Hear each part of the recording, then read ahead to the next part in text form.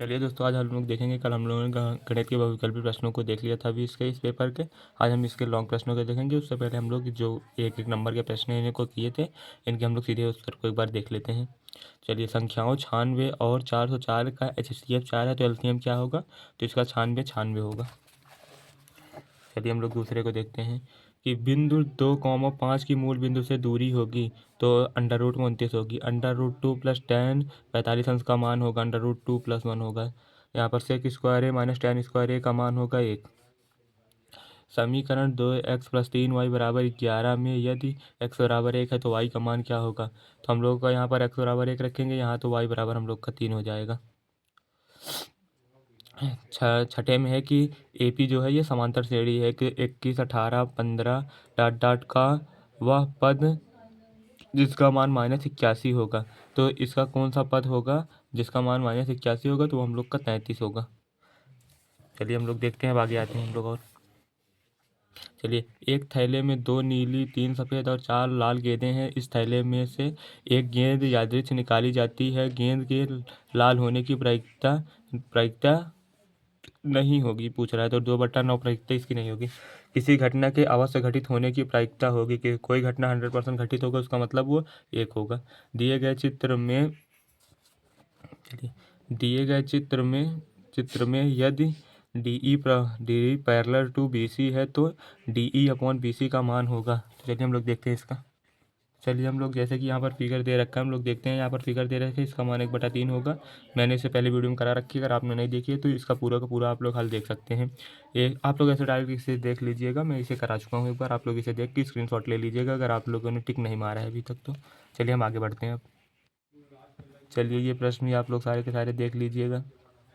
7 semi त्रिज्या वाला 77/3 एक गोले का पृष्ठीय क्षेत्रफल वाला, ये सारे के सारे प्रश्न मैं करा चुका हूँ। आप लोग इन सारे के सारे प्रश्नों को देख लीजिए एक बार यहाँ पर। अब ये देख लीजिएगा, ये भी आपने देख लिया। अब चलिए हम लोग खंड बा पे आ जाते हैं, जहाँ पर ये दे रखा है वर्णात्मक प्रश्नों को। खंड बा में वर्णात्मक प्रश्न है कि यदि बिंदु 0,1 और बिंदु 5,-3 और x, के समदूरस्थ है तो x का मान क्या चाहिए? मतलब समान दूरी पे है तो इसका मान क्या होगा? तो वो वही रखता है, आप लोग को पता है जो फॉर्मूला है कि x1 होगा फिर y2 - y1, वही वाला फॉर्मूला लगाएंगे तो इसका आंसर आ जाएगा। फिर दूसरा दे रखा है कि बिंदु 3, -10 और 6, -8 को जोड़ने वाली रेखाखंड बिंदु 1, -1, 6 किस अनुपात में विभाजित करेगा? तो इसका अनुपात हम लोग से पूछा है, विभाजित करेगा।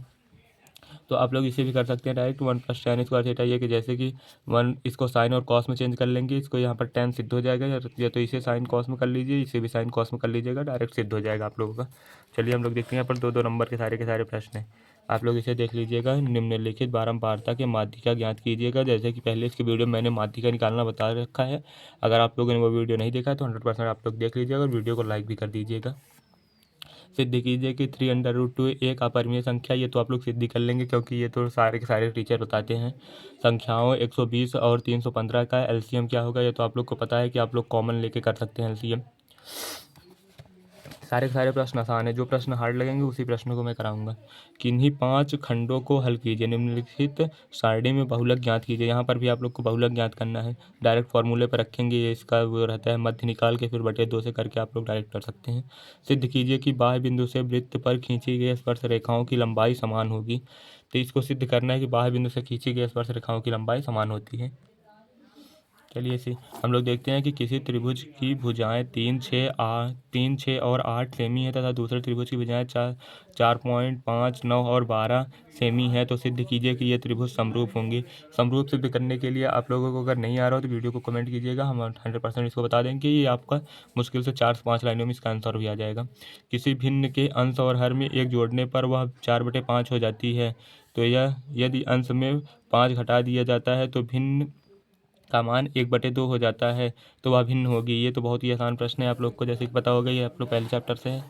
चलिए हम लोग समीकरण को देख लेते हैं। निम्नलिखित समीकरणों को हल कीजिए। 9x² - 3x - 2 = 0। ये आप लोग को लग रहा है कि मैं आसान प्रश्न करा रहा हूँ आप लोग को, लेकिन पेपर ऐसे ही पूछ रहा है कि मतलब बहुत ही आसान पेपर पूछ रहा है वो। चलिए हम लोग इसे देख लेते हैं कि वह AP जो लिखा रहता है वो आपका समांतर श्रेणी होता है। ज्ञात कीजिए जिसका तीसरा पद 16 है और सातवां पद 5वें पद से 12 अधिक है। तो ये भी आप कर लेंगे आसानी से। आप लोग को करना है निम्नलिखित समीकरणों के युग्मों को हल कीजिए। इसे हल करना है या तो आप लोग इसे हल करके एक्स और वाई का मान निकाल लीजिए, या तो अथवा आप लोग को दे रखा है मेरे हिसाब से तो आप लोग इसे समीकरण को सॉल्व करिएगा, क्योंकि यहाँ से आप लोग आंसर बहुत आसानी से निकाल सकते हैं।